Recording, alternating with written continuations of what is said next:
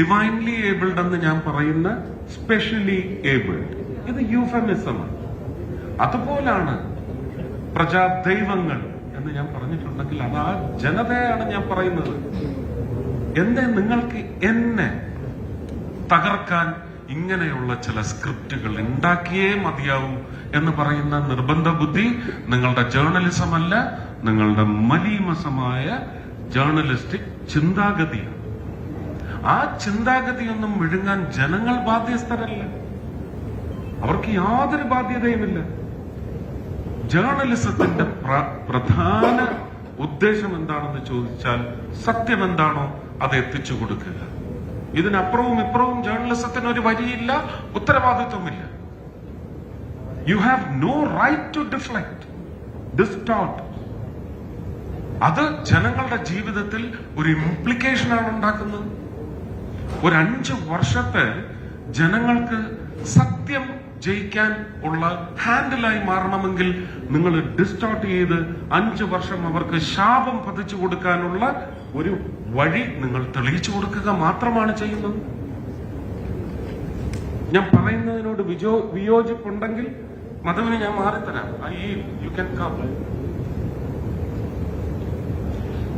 ഞാനെന്ന് പറയുന്ന വ്യക്തി വളരെ ഓപ്പൺ പുസ്തകമാണ്. എനിക്ക് സ്നേഹം മാത്രമേ ഉള്ളൂ. എന്റെ ശത്രുക്കളോട് പോലും എനിക്ക് സ്നേഹം മാത്രമേ ഉള്ളൂ.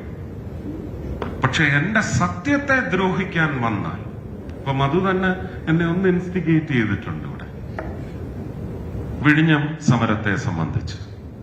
വിഴിഞ്ഞവുമായി ബന്ധപ്പെട്ട് ഒരു ചടങ്ങിന് പോലും പ്രധാനമന്ത്രി വന്നതുകൊണ്ട്, അത് പ്രോട്ടോകോളിന് ഓർഡർ ആയതുകൊണ്ടാണ് ഞാൻ ആ സ്റ്റേജിൽ ഉണ്ടായിരുന്നത്, ഇല്ലെങ്കിൽ വിളിക്കുകയില്ല.